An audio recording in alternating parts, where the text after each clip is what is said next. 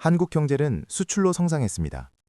반도체, 자동차, 조선, 이 세 가지가 외화를 벌어들이는 핵심이었습니다. 빠른 산업화, 소득 증가, 모두 수출 덕분이었지요. 그러나 이 구조에는 약점이 있었습니다. 글로벌 경기가 흔들리면 한국 경제도 함께 흔들렸습니다. 세계 교역 둔화, 수출 감소, 기업 실적 악화, 고용 위축. 연결고리는 단순했고 그래서 더 위험했습니다. 2015년 경상수지 흑자가 1,000억 달러를 돌파했습니다. 언뜻 보면 좋은 소식이었죠. 하지만 전문가들의 평가는 달랐습니다. 수출이 늘어서가 아닙니다. 수입이 줄어서 생긴 흑자입니다. 불황형 흑자라고 부릅니다. 그 순간 한국 경제는 새로운 질문 앞에 섰습니다. 수출 말고 외화를 벌 수 있는 다른 길은 없는가? 이 질문에 대한 답을 찾아보려 합니다. 투자소득수지. 꽤나 낯선 용어입니다. 하지만 중요합니다. 해외 투자로 얻은 배당과 이자에서 외국인이 국내에서 가져간 소득을 뺀 값입니다. 이것은 단순한 회계 항목이 아닙니다. 경제 구조가 얼마나 성숙했는지를 보여주는 지표입니다. 2015년 투자소득 수지는 50억 달러였습니다. 경상수지에서 차지하는 비중은 5%도 안 됐지요. 그때부터 변화가 시작됐습니다. 한국 기업들이 해외로 나갔습니다. 자회사를 세우고 공장을 지었습니다. 개인 투자자들도 움직였습니다. 해외 주식과 채권을 샀습니다. 국민연금도 해외 투자를 확대했습니다. 결과는 놀라웠습니다. 2024년 투자소득 수지는 연 300억 달러를 넘어섰습니다. 9년 만에 6배 성장한 것입니다. 이제 한국은 돈으로 돈을 버는 구조를 갖추기 시작했습니다. 수출만으로는 불안했던 한국 경제, 이제 두 번째 엔진을 가동하기 시작한 것입니다. 투자소득 수지의 성장에는 두 가지 축이 있었습니다. 첫 번째는 기업입니다.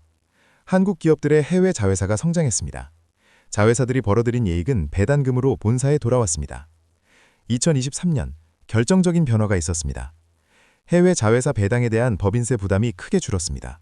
기업들이 배당금을 국내로 들여오는데 부담이 사라진 겁니다. 그 결과 직접 투자 소득 수지는 사상 최고를 기록했습니다. 두 번째 축은 개인과 연기금입니다. 국민연금이 미국 국채와 글로벌 기업 주식에 투자했습니다.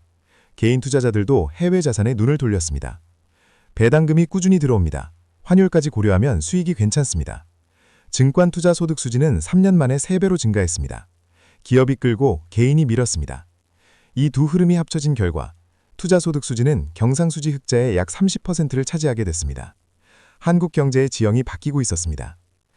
투자 소득 수지의 진짜 가치는 위기 때 드러납니다. 수출은 경기에 민감합니다. 오르락 내리락합니다. 하지만 투자 소득은 다릅니다. 상대적으로 안정적입니다. 2019년 일본이 수출 규제를 단행했습니다. 한국의 상품 수지 흑자가 크게 줄어들었습니다. 당시 경생 수지가 무너질 거라는 우려가 컸습니다. 하지만 예상과 달리 버텨냈죠. 이유가 있었습니다. 투자 소득 수지가 그 자리를 메웠습니다. 자산이 여러 국가에 분산돼 있었기에 충격이 완화된 것입니다. 2022년에는 더 극적이었습니다. 투자 소득 수지가 상품 수지 흑자보다 더 큰 역할을 했습니다. 수출은 1차 안전판입니다. 투자 소득은 2차 안전판이죠. 이중 방어 체계가 만들어진 겁니다. 전문가들은 이것을 선진국형 수지 구조로의 전환이라고 봅니다. 한국 경제가 한 단계 올라섰다는 신호입니다. 하지만 여전히 질문은 남아 있습니다. 이 구조를 어떻게 유지할 것인가? 그리고 그 다음은 역대급 경상수지 흑자. 그런데 이상한 현상이 나타났습니다. 환율이 크게 내려가지 않는 것입니다. 흑자가 나면 원화 가치가 올라가야 정상입니다. 그런데 그렇지 않습니다. 이유는 간단했습니다. 해외에서 번 달러가 국내로 들어오지 않았습니다.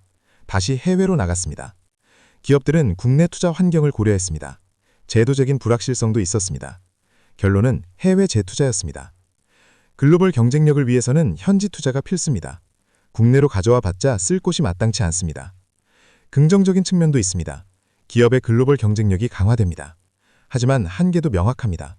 국내 투자로 이어지지 않습니다. 고용도 늘지 않습니다. 한국 경제는 이제 새로운 과제를 마주합니다. 투자 소득 중심 구조를 유지하면서 그 성과를 국내로 연결하는 것. 두 엔진을 가동하는 것만으론 부족합니다. 이 두 엔진을 어떻게 조화시킬지가 관건입니다. 선택의 기로에 선 한국 경제, 여러분들은 어떻게 보시나요?